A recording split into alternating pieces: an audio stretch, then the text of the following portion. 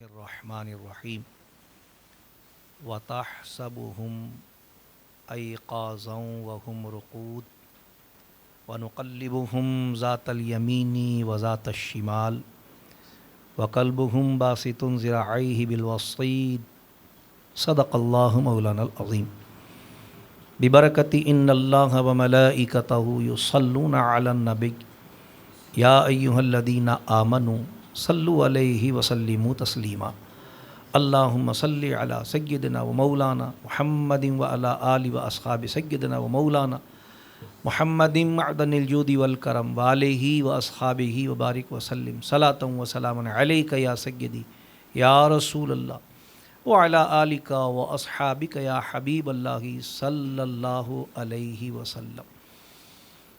مختصر حمد و صلات کے بعد اللہ تبارک و تعالیٰ کا کرم و احسان کہ اس نے زندگی میں ایک مرتبہ پھر ایمان و صحت کی سلامتی کے ساتھ ہمیں ماہ رمضان المبارک کی بابرکت اور متبرک گھڑیاں نصیب فرمائیں۔ درود اس کے پیارے محبوب علیہ الصلاۃ والسلام کی ذات والا صفات پر کہ دارین کی ہر سعادت، بھلائی کی ہر توفیق، ہر نیکی کا ملنا انہی کے صدقے و طفیل ہے۔ سلام ان کے ازواجین مطہرات، اہل بیت اطہار، صحابہ کرام، خلفائے راشدین رضوان اللہ تعالی علیہم اجمعین پر۔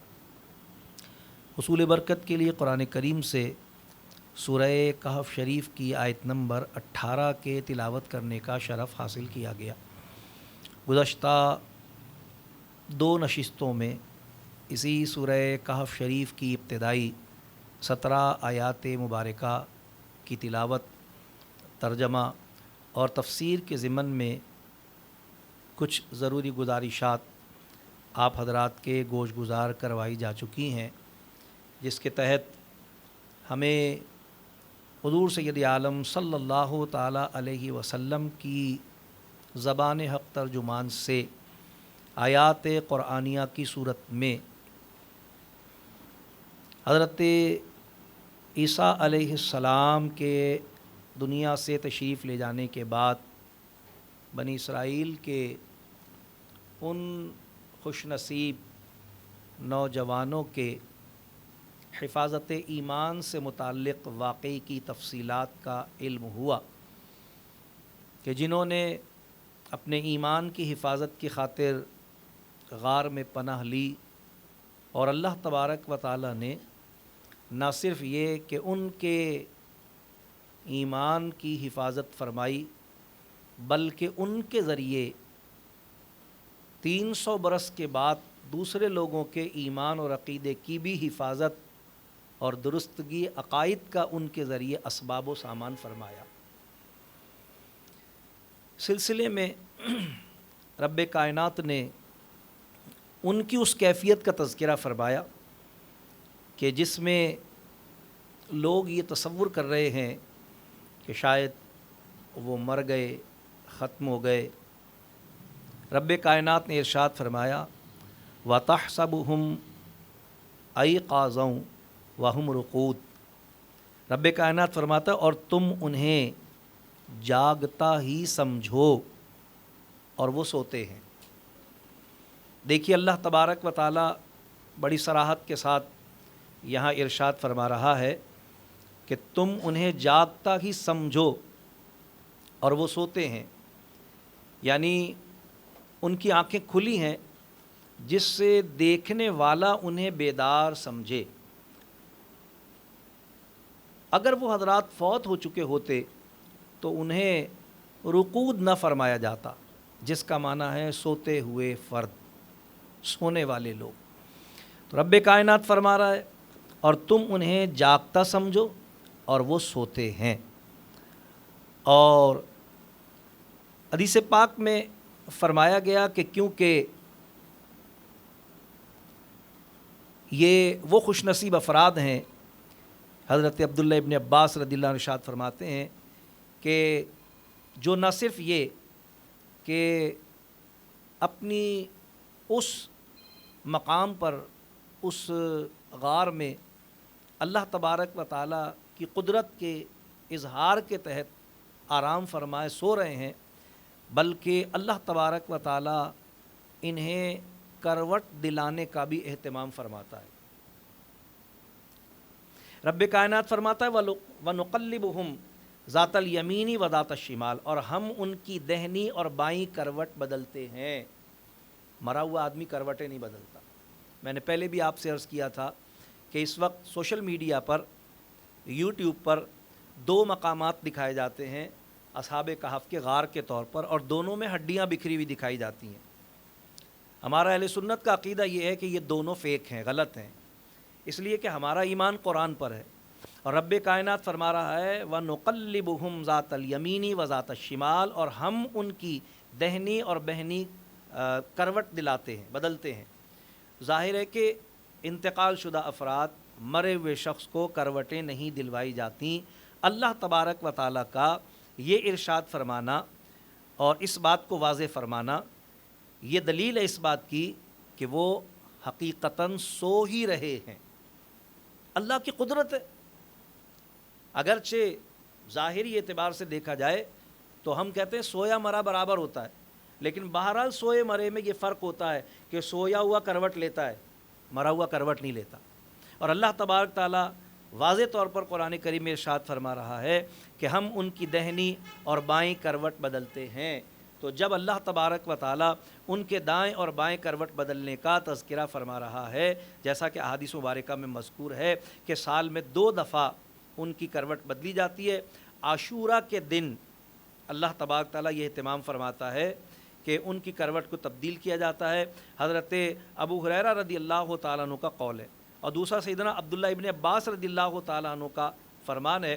آپ ارشاد فرماتے ہیں کہ اللہ تبارک تعالیٰ سال میں 2 بار ان کی کروٹوں کو تبدیل فرماتا ہے۔ اس سے 2 مسئلے ہمارے سامنے واضح ہوئے۔ ایک یہ کہ اللہ تبارک تعالیٰ کے خاص بندوں کے کام خود اللہ کے کام ہیں، کیونکہ ایسا نہیں ہوتا کہ اللہ تعالیٰ خود اپنے دست قدرت سے ان کو کروٹ بدلواتا ہے، بلکہ جس طرح اللہ تبارک تعالیٰ نے ہم پر حفاظت کے یا اعمال کے تحریر کرنے کے فرشتے مقرر فرمائے ہیں، اسی طرح ان کو کروٹ بدلوانے کے لیے بھی اللہ نے فرشتے مقرر فرمائے ہیں۔ لیکن اللہ تبارک تعالیٰ کا قانون یہ ہے کہ اللہ تبارک و تعالیٰ کے محبوبوں کے ہاتھوں سر انجام دیا جانے والا کام اللہ اسے اپنا کام ہی فرماتا ہے، لہذا رب کائنات فرما رہا ہے ہم انہیں کروٹ بدلتے ہیں، حالانکہ ظاہر ہے کہ یہ کام فرشتوں کے ذمے اللہ تبارک تعالیٰ نے فرمائے ہیں اور وہ کروٹیں بدلواتے ہیں۔ دوسرا یہ کہ اصحاب کہف زندہ ہے، کیونکہ کروٹیں سوتا ہوا آدمی بدلتا ہے نہ کہ مرا ہوا۔ ہاں اللہ تبارک و تعالیٰ اس بات پر بھی قادر تھا اور ہے کہ وہ کروٹ نہ بدلتے اور پھر بھی زندہ رہتے، لیکن کروٹیں بدلواتے ہیں کا ذکر کیا اس لیے گیا کہ لوگوں کے ذہنوں سے یہ بات نکل جائے کہ وہ مر چکے ہیں، لہذا جو ان کی ہڈیاں دکھا کر کہتے ہیں یہ اصحاب کہف کے اجسام ہیں، تو قرآن اس کا انکار کرتا ہے، اور ہمارے نزدیک قرآن کی بات مسلمہ ہے، حدیث کی بات مسلمہ ہے، جس کو رب کائنات نے ارشاد فرمایا۔ یہ تو یہ ہیں، اللہ تعالیٰ فرما رہا ہے وَقَلْبُهُمْ بَاسِطٌ ذِرَاعَيْهِ بِالْوَصِيدِ، اور ان کا کتا اپنی کلائیاں پھیلائے ہوئے ہے غار کی چوکھٹ پر، یعنی ان کا کتا بھی ان کے وسیلے، ان کے صدقے، ان کی وجہ سے، ان کی کرامت کے طور پر اللہ تعالیٰ نے اسے بھی نیند عطا فرمائی ہے، وہ بھی مرا مٹا اور ختم نہیں ہوا ہے، کیونکہ قرآن اس بات کی صراحت کر رہا ہے کہ اور ان کا کتا اپنی کلائیاں پھیلائے ہوئے ہے غار کی چوکھٹ پر، جس سے معلوم ہوتا ہے کہ بزرگوں کی صحبت کا، ان کی نسبت کے فیضان کا کتے پر بھی اثر ہوا کہ اللہ تبارک تعالیٰ نے عزت کے ساتھ قرآن میں اس کا ذکر فرمایا، کیونکہ یہاں غور کرنا چاہیے کہ یہاں نسبت کی بات ہو رہی ہے۔ اللہ فرما رہا ہے وَقَلْبُهُمْ، اور ان کا کتا، صرف کتا نہیں بلکہ ان کا کتا، جس سے نسبت کا پتہ چلتا ہے، اور پتہ چلتا ہے کہ جب نسبت ہو تو پھر وہ عام نہیں خاص ہو جاتا ہے۔ یہ بالکل ایسا ہے، سمجھانے کے لیے عرض کر رہا ہوں کہ جیسے قرآن کو اللہ کی کتاب ہونے سے نسبت ہے، ورنہ قرآن بھی ایک کتاب ہے، کعبے کو اللہ کا گھر ہونے سے نسبت ہے، ورنہ کعبہ بھی ایک گھر ہے، اگر کوئی رہائش اختیار کرنا چاہے تو کر سکتا ہے اس میں۔ تو جس طرح کعبے کو اللہ کا گھر ہونے کی نسبت حاصل ہے اور اس وجہ سے وہ باقی گھروں سے عزت والا ہے، اعزاز والا ہے، جس طرح قرآن کو اللہ کی کتاب ہونے کے اعتبار سے اللہ سے نسبت ہے اور اس اعتبار سے کتاب ہونے کے باوجود وہ باقی کتابوں کی طرح نہیں ہے، تو جو بندے اللہ والے ہو جاتے ہیں، جو اللہ کے ولی ہو جاتے ہیں، جو اللہ کے پیارے ہوتے ہیں، وہ بھی بندے ہی ہوتے ہیں مگر عام بندے نہیں ہوتے۔ بات بالکل واضح ہے کہ نسبت کا فیض جو ہے، جب نیکوں کی نسبت کتے کو فیض عطا کرتی ہے۔ دیکھیے کوئی قاری نا نماز تراویح مکمل نہیں کر سکتا جب تک اس کتے کا ذکر نہ کر لے، اگر وہ چھوڑ دے نا یہ آیت تو نماز تراویح مکمل نہیں ہوگی اس کی۔ اور یہ آپ سب کو معلوم ہے کہ قرآن کریم جب پڑھا جاتا ہے، بالخصوص نماز میں جب قرآن کریم پڑھا جاتا ہے تو اس پر اجر اور ثواب جو اللہ کی طرف سے مقرر ہے اس کی کم سے کم مقدار یہ ہے کہ ایک حرف کے بدلے میں 10 نیکیاں عطا ہوتی ہیں۔ بہت بار آپ نے سنی حدیث مبارکہ، میں نے بھی سنائی آپ کو، 10 نیکیاں ملتی ہیں۔ اگر کوئی شخص صرف اتنا کہے نا وَقَلْبُهُمْ، تو ترجمہ تو اس کا ہے اور ان کا کتا، لیکن 70 نیکیاں ہیں۔ کتنی ہیں؟ 70 نیکیاں۔ جن کے کتے کا ذکر کرنے پر 70 نیکیاں ہیں، ان کتے کا آقا جو ہوگا ان کے ذکر پر کتنی نیکیاں ہوں گی؟ جن کے کتے کو یہ مقام ہے تو جن کی وجہ سے کتے کو یہ مقام ملا ان کا کیا مقام ہوگا؟ لہذا اولیاء کرام کا مقام اور مرتبہ، ان کا عام لوگوں سے مختلف ہونا، ان کا اللہ کی مقبولیت کی وجہ سے صاحب کرامت و صاحب اعزاز ہونا، یہ مسلمہ عقیدہ اہل سنت ہے جس کا آیات قرآنیہ سے ثبوت موجود ہے۔ کوئی ذی شعور، ذی عقل اور سلیم الفطرت اور صحیح العقیدہ آدمی اس کا انکار نہیں کر سکتا۔ اسی کے بعد رب کائنات ارشاد فرماتا ہے لَوِ اطَّلَعْتُ عَلَيْهِمْ لَوَلَّيْتَ مِنْهُمْ فِرَارًا لَمُلِئْتَ مِنْهُمْ رُعْبًا۔ اللہ تعالیٰ ارشاد فرماتا ہے پھر اے سننے والے اگر تو انہیں جھانک کر دیکھے تو ان سے پیٹ پھیرے اور بھاگے اور ان سے ہیبت میں بھر جائے۔ اللہ تبارک و تعالیٰ نے ان پر کچھ ایسا روب رکھا ہوا ہے تاکہ کوئی ان تک جائے نہیں، ان کو تنگ نہ کرے، ان کو پریشان نہ کرے۔ نیند ہے نا، اللہ نے سلایا ہوا ہے۔ اللہ تعالیٰ چاہتا ہے اللہ کے حکم سے وہ بیدار ہوں، جیسے پہلے اللہ کے حکم سے بیدار ہوئے تھے۔ تو اللہ تبارک تعالیٰ نے باوجود اس کے کہ کھلی جگہ پر ہیں، غار ہے، کھلی جگہ پر ہیں، سورج کی روشنی ان تک پہنچ رہی ہے جیسا کہ آپ پچھلی آیات میں سن چکے ہیں، لیکن اس کے باوجود کوئی ان تک نہ پہنچے، انسان یا جانور۔ رب کائنات نے اس کا اہتمام کیا کیا ہے؟ رب کائنات نے اس کا اہتمام یہ فرمایا ہے کہ اللہ تبارک و تعالیٰ نے ان پر ایک روب طاری کر دیا ہے، یعنی اگر کوئی جائے تو اس کے ماحول سے خوفزدہ ہو جائے، اندر داخل نہ ہو، گھبرا جائے، پریشان ہو جائے۔ اور ان کی نیند اور ان کا روب، یہ دونوں ان کی کرامت ہے۔ ان کی نیند بھی ان کی کرامت ہے کہ جب اللہ چاہے گا وہ بیدار ہوں گے، اور ان کا روب بھی کرامت ہے کہ کسی میں جرت نہیں ہے کہ ان کو جگا دے، جا کر کسی میں یہ جرت نہیں ہو سکتی کہ ان کو جگا دے۔ یہ روب، یہ ہیبت اصحاب کہف کی حفاظت کے سبب سے، یعنی اللہ نے یہ ان کی حفاظت کا سبب بنایا ہے۔ حدیث پاک میں مذکور حضرت امیر معاویہ جنگ روم کے موقع پر اس غار پر پہنچے تو آپ نے اس غار میں داخل ہونے کا ارادہ فرمایا۔ حضرت ابن عباس رضی اللہ عنہ نے آپ کو منع فرمایا اور یہی آیت تلاوت فرمائی۔ حضرت امیر معاویہ رضی اللہ تعالیٰ نے ایک جماعت اس غار میں بھیجی تو ان میں سے کوئی بھی ان کی زیارت کی تاب نہ لا سکا اور وہ سب مر گئے۔ اتنی ہیبت اللہ نے ان پر قائم فرمائی۔ آج جو لوگ ان کی ہڈیاں دکھا کے کہہ رہے ہیں یہ وہ ہیں، کیسے مان لیں ہم؟ یہ تو قرآن ہے نا جو بیان کر رہا ہے اس بات کو۔ اللہ فرما رہا ہے ہم نے ان پر ایسا روب اور ایسی ہیبت رکھی ہے کہ کوئی ان کی طرف جانے کا ارادہ کرے نہیں جا سکتا، گھبرا جائے گا، ڈر جائے گا، خوف میں مبتلا ہو جائے گا۔ یہ اللہ تبارک تعالیٰ نے ان کی حفاظت کا انتظام فرمایا ہے۔ ظاہر ہے کہ اس خطاب میں مسلمان مقصود ہیں، نہ کہ حضور علیہ الصلاۃ والسلام۔ حضور علیہ الصلاۃ والسلام سے یہ خطاب نہیں ہے کہ تو انہیں دیکھے تو روب میں بھر جائے، مسلمانوں سے خطاب ہے۔ کیوں؟ اس لیے کہ حضور علیہ الصلاۃ والسلام تو وہ ہیں جنہوں نے اللہ تبارک و تعالیٰ کا دیدار بے حجاب فرمایا۔ وہ اعلیٰ حضرت رضی اللہ عنہ فرماتے کس کو دیکھا، یہ موسیٰ سے پوچھے کوئی، آنکھ والوں کی ہمت پہ لاکھوں سلام۔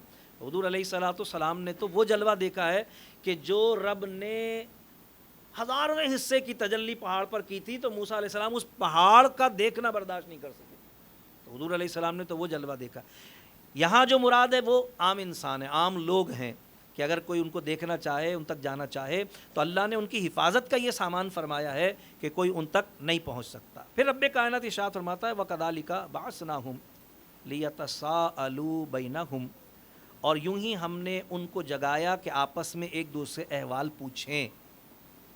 اللہ تبارک تعالیٰ بتا رہا ہے کہ کیا ہوا واقعہ، کہ ہم نے ان کو جگایا کہ وہ ایک دوسرے سے احوال پوچھیں۔ اس میں اصحاب کہف کے 300 سال کے بعد جگانے کی حکمت کا ذکر کیا جا رہا ہے کہ کیوں ہم نے جگایا، کہ دیکھنے والوں کو ایمان نصیب ہو اور خود اصحاب کہف کا ایمان مضبوط ہو۔ جیسا کہ میں نے بتایا تھا کہ جس زمانے میں ان کو بیدار کیا گیا تھا، اس زمانے میں لوگوں کا مرنے کے بعد جی اٹھنے کے عقیدے میں اختلاف پیدا ہو گیا تھا۔ اللہ نے ان کی بیداری کے ذریعے لوگوں کے ایمان کو مضبوط فرما دیا، ان کے ایمان، ان کے عقیدے کی تصدیق کر دی۔ جو یہ عقیدہ رکھتے تھے کہ مرنے کے بعد زندگی ہے، دکھا دی اللہ نے، دیکھو 300 سال کے بعد ہم نے جگایا ہے، اسی طرح ہم ہزاروں سال کے بعد بھی جگائیں گے۔ اور خود ان کا ایمان بھی مضبوط ہو گیا کہ اللہ تبارک و تعالیٰ جب ہمیں اب 300 سال کے بعد اٹھا رہا ہے تو یقیناً پھر وہ قیامت میں بھی اسی طرح ہمیں اٹھائے گا۔ رب کائنات فرما رہا ہے کہ یوں ہی ہم نے ان کو جگایا کہ آپس میں ایک دوسرے سے احوال پوچھیں۔ قال قائل منہم کم لبثتم قالوا لبثنا یوما او بعد یوم، ان میں ایک کہنے والا بولا،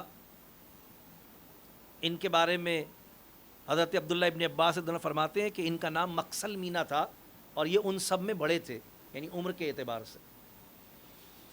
تو انہوں نے دوسروں سے پوچھا کہ تم یہاں کتنی دیر رہے؟ تو کچھ بولے 1 دن رہے، یا دن کا کچھ حصہ رہے، کچھ کم وقت میں رہے۔ چونکہ اولیاء اللہ کی یہ کرامت لوگوں کو دکھانی منظور تھی، اس لیے اللہ تبارک تعالیٰ نے انہیں سونے کی حالت میں دنیا والوں سے بے خبر رکھا، تاکہ یہ کرامت دنیا والوں پر ظاہر ہو۔ مقصود ان کی کرامت دکھانا ہی تھا۔ اللہ تبارک تعالیٰ نے اس میں ان کی توجہات اپنی جانب مبذول کر لیں، وہ اللہ تبارک تعالیٰ کی یاد میں، اس کے ذکر میں مشغول رہے، دنیا سے بے خبر رہے، تو ان کو پتہ نہیں چلا کتنا وقت گزر گیا۔ جیسا کہ اللہ تعالیٰ نے حضرت عزیر علیہ السلام پر موت قائم فرمائی تھی، روح قبض فرمائی تھی، اور ان کو دنیا سے بے خبر کیا تھا، اسی طریقے سے اللہ تبارک تعالیٰ نے ان پر نیند قائم فرمائی اور ان کو دنیا سے بے خبر کر دیا۔ عام انسان بھی جب سوتا ہے تو نیند میں دنیا سے بے خبر ہی ہوتا ہے، لیکن یہ خاص ان کی کرامت کا اظہار تھا، اس لیے اللہ تبارک تعالیٰ نے اس کا ذکر فرمایا۔ قالوا ربکم اعلم بما لبثتم، دوسرے بولے تمہارا رب خوب جانتا ہے جتنا تم یہاں ٹھہرے، یعنی ہمیں بظاہر تو کچھ سمجھ میں نہیں آتا۔ ایسا اس لیے ہوا تھا کہ جب وہ غار میں گئے تھے تو وہ صبح کا وقت تھا، اور جب وہ بیدار ہوئے تھے تو وہ شام کا وقت تھا، تو گمان یہ کیا کہ سارا دن گزر گیا شاید سوتے سوتے ہمیں، لیکن اللہ تبارک و تعالیٰ نے ان پر پھر اس بات کو ظاہر فرمایا۔ لہذا اللہ تبارک تعالیٰ ارشاد فرماتا ہے کہ پھر ہوا یہ کہ فَبْعَثُوا أَحَدَكُمْ بِوَرِقِكُمْ هَذِهِ إِلَى الْمَدِينَةِ فَلْيَنْظُرْ أَيُّهَا أَزْكَىٰ طَعَامًا فَلْيَأْتِكُمْ بِرِزْقٍ مِّنْهُ وَلْيَتَلَطَّفْ وَلَا يُشْعِرَنَّ بِكُمْ أَحَدًا۔ رب کائنات فرماتا ہے کہ تو اپنے میں سے ایک کو سکہ دیا چاندی کا، ان کے پاس سکے تھے جو وہ لے کے گئے تھے، اور کہا کہ اسے شہر بھیجو، یعنی بازار بھیجو۔ کیوں بھیجو؟ فرمایا پھر وہ غور کرے کہ وہاں کون سا کھانا زیادہ ستھرا ہے، یعنی پاک چیز، ستھری چیز، حلال چیز، کیونکہ وہ تو یہی گمان کر رہے تھے کہ باہر ابھی کافروں کی حکومت چل رہی ہے، حلال چیز، ستھری چیز۔ پھر کیا کرو کہ تمہارے لیے اس میں سے کھانے کو لائے۔ یہ بھی اللہ تبارک و تعالیٰ کی قدرت ہے کہ اللہ نے انہیں بھوک لگائی اور بیدار فرمایا، ورنہ جو رب 300 سال انہیں سلائے ہوئے تھا اب بھی بھوک نہیں لگتی، لیکن کیونکہ مقصود ہی ان کی کرامت کا اظہار کرنا تھا، اور اس کرامت کے ذریعے لوگوں کے ایمان کی حفاظت کرنا اور ان کے ایمان کو مضبوط کرنا تھا، لہذا ان کو بھوک لگائی اللہ تبارک تعالیٰ نے، اور کہا کہ بھئی تم میں سے ایک شخص جائے اور جا کے کھانا لائے، اور جب بازار جائے تو وَلْيَتَلَطَّفْ وَلَا يُشْعِرَنَّ بِكُمْ أَحَدًا، اور چاہیے کہ نرمی کرے اور ہرگز کسی کو تمہاری اطلاع نہ دے، یعنی جو جانے والا جائے وہ خاموشی سے جائے اور سودا لے کر واپس آ جائے، کسی کو بتائے نہیں کہ ہم کون ہیں، یہاں کیوں ہیں، کتنے لوگ ہیں، وغیرہ وغیرہ۔ اور اس میں ایک لفظ یہاں استعمال ہوا ہے وَلْيَتَلَطَّفْ، یہ آپ دیکھتے ہوں گے جب قرآن کریم آپ پڑھتے ہیں نا، تو قرآن کریم میں مصحف شریف میں یہ موٹے الفاظ کے ساتھ لکھا ہوتا ہے، کیونکہ یہ قرآن کریم کا ترتیب کے اعتبار سے، گنتی کے اعتبار سے دائیں اور بائیں دونوں طرف سے سب سے درمیان والا لفظ ہے، یعنی اس پر قرآن کریم کے الفاظ آدھے ہوتے ہیں۔ وَلْيَتَلَطَّفْ یہ وہ لفظ ہے کہ اس سے پہلے بھی گنیں گے تو تعداد ایک ہی ہے، اس کے بعد بھی گنیں گے تو، اور معنی اس کے کیا ہے، اور چاہیے کہ نرمی کرے۔ اللہ تبارک و تعالیٰ نے یہ لفظ اس مقام پر خصوص کے ساتھ ارشاد فرمایا ہے۔ اب کیا ہوا، فرمایا کہ اور کسی کو اطلاع نہ ہونے دے، لوگوں کو پتہ نہ چلے، کسی کو معلوم نہ ہو کہ ہم یہاں پر ہیں، اور اپنے بارے میں کسی کو نہ بتائے۔ انہم ان یظہروا علیکم یرجموکم او یعیدوکم فی ملتہم ولن تفلحوا اذا ابدا، بے شک اگر وہ تمہیں جان لیں گے تو تمہیں پتھراؤ کریں گے یا اپنے دین سے پھیر لیں گے، اور ایسا ہوا تو تمہارا کبھی بھلا نہ ہوگا۔ ظاہر ہے وہ تو یہی گمان کر رہے تھے نا کہ باہر وہی کافر لوگ ہیں جن سے ایمان بچا کر ہم یہاں آئے تھے۔ یہاں پر اس بات کو واضح کر دیا گیا کہ وہ اللہ تبارک تعالیٰ کے اذن سے دنیا سے بے خبر ہوئے، اور اگر یہ بات ذہن میں رکھنا چاہیے کہ جو اللہ تبارک تعالیٰ کے مقبول بندے سوتے ہیں یا بعد وفات بھی ان کا معاملہ یہ ہے کہ وہ بے خبر نہیں ہوتے دنیا سے، یہ تو خیر سوتے ہوئے تھے نا، اللہ کی حکمت تھی کہ یہ بے خبر ہوں، ورنہ اللہ کے نیک بندے تو اللہ کے نیک بندے ہیں۔ آپ دیکھیے کہ ہمیں حکم ہے کہ جب ہم قبرستان جائیں تو اہل قبور کو سلام کریں، جبکہ سلام کرنے کے منع والے اوقات جو ہیں ان میں یہ شامل ہے کہ سوتے ہوئے کو سلام نہیں کیا جائے گا، کھانا کھاتے ہوئے کو سلام نہیں کیا جائے گا، استنجا کرتے ہوئے کو سلام نہیں کیا جائے گا، نہاتے ہوئے کو سلام نہیں کیا جائے گا، کھانا کھاتے ہوئے کو سلام نہیں کیا جائے گا۔ یہ تمام وہ اوقات ہیں، نماز پڑھتے ہوئے کو سلام نہیں کیا جائے گا۔ کیوں؟ اس لیے کہ وہ جواب دینے کی پوزیشن میں نہیں ہے، تو جو جواب دینے کی پوزیشن میں نہ اس کو سلام کرنا ہی منع ہے۔ قبرستان میں مردوں کو سلام کرنا، مسلمان مردوں کو سلام کرنا، یہ بتاتا ہے کہ عام مسلمان مردہ بھی مرنے کے باوجود بے خبر نہیں ہوتا۔ تو جب عام مسلمان مردہ مر کر بے خبر نہیں ہوتا تو جو اللہ کے ولی ہیں، جو اللہ کے پیارے ہیں، جو اللہ تبارک تعالیٰ کے محبوب ہیں، بھلا وہ بے خبر کیسے ہو سکتا ہے؟ یہ بے خبری اللہ کی طرف سے اہتماماً تھی تاکہ ان کی کرامت ظاہر ہو۔ تو اس اعتبار سے انہوں نے اس معاملے میں یہ گفتگو فرمائی، اور اس کے بعد اب انہوں نے کہا کہ بھئی جائے ایک شخص اور کھانا لے کر آئے، اور چاہیے کہ نرمی کرے اور ہرگز کسی کو اپنی اطلاع نہ ہونے دے، کیونکہ اگر ایسا ہوا کہ انہوں نے تمہیں جان لیا تو تم پر پتھراؤ کریں گے، یعنی تمہیں مار دیں گے، تمہاری جان کے دشمن ہو جائیں گے۔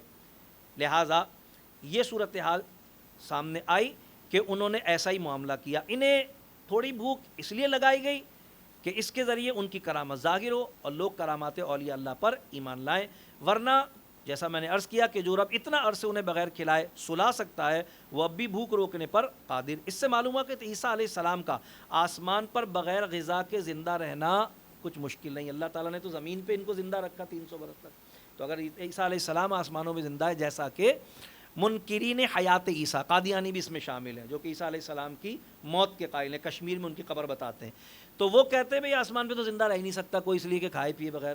تو اللہ تبارک تعالیٰ نے تو ان کا ذکر قرآن میں کر کے گویا اس عقیدے کی تصدیق فرما دی ہے کہ کھائے پیے بغیر اللہ تبارک تعالیٰ جس کو زندہ رکھنا چاہے تو زندہ رکھ سکتا ہے، لہذا اللہ تبارک تعالیٰ نے ان کو زندہ رکھا ہے اور یہ زندہ رہے۔ تو یہ چیز اللہ تبارک تعالیٰ نے، یعنی اس عقیدے کی بھی اس سے تصدیق ہو جاتی ہے کہ حضرت عیسیٰ علیہ السلام آسمانوں پر زندہ ہیں اور بغیر کھائے پیے زندہ ہیں۔ یہاں اب یہ بات بھی ذہن میں رہنا چاہیے کہ یہاں جو اللہ تبارک تعالیٰ نے یہ لفظ ارشاد فرمایا ہے، اس پر میں خصوصیت کے ساتھ عرض کرنا چاہوں گا کہ یہ قرآن کریم کا درمیان ہے۔ اللہ تعالیٰ نے ہمیں بھی امت وسط فرمایا، امت وسط لتکونوا شہداء علی الناس۔ اللہ فرماتا ہے ہم نے تمہیں امت وسط بنایا ہے۔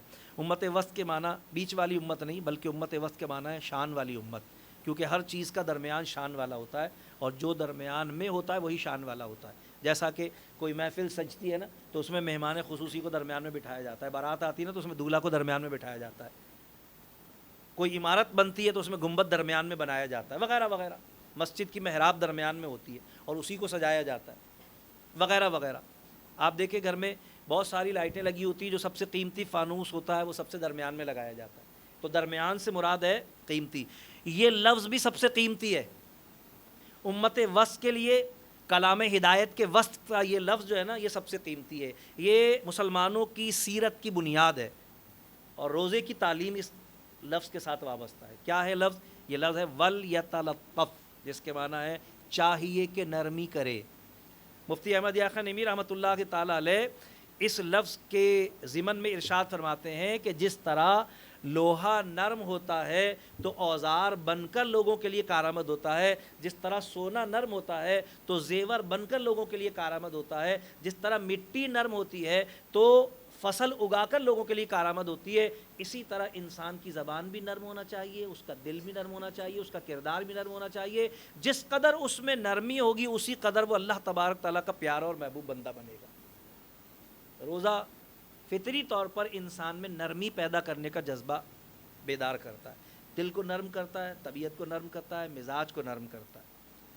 کیوں؟ اس لیے کہ لوگوں کے لیے ہمدردی پیدا کرتا ہے۔ روزہ صبر کا نام ہے، صبر کے ذریعے دوسروں کے لیے ہمدردی، دوسروں کے دکھ اور تکلیف اور بھوک اور پیاس کے محسوس کرنے کا جذبہ ہمارے اندر بیدار ہوتا ہے۔ اس اعتبار سے یہ لفظ جو ہے نا وہ مسلمان کی سیرت کی بنیاد ہے کہ ایک مسلمان اپنے اسلام میں کامل اسی وقت ہے جب اس کی زبان بھی نرم ہو، اس کا دل بھی نرم ہو، اس کے اخلاق بھی نرم ہو اور اس کا کردار بھی نرم ہو۔ جس قدر اس میں نرمی پائی جائے گی اسی قدر وہ اللہ تعالیٰ کا پیارا بندہ بنے گا۔ سرکار علیہ السلام فرماتے ہیں کہ جنت میں نیک دل لوگ جائیں گے۔ صحابہ نے پوچھا رسول اللہ نیک دل لوگ کون ہوں گے؟ فرمایا جن کے دل اتنے نرم ہوں گے کہ وہ جلدی سے لوگوں کی غلطی معاف کر دیں گے اور جلدی سے لوگوں سے معافی مانگ لیں گے۔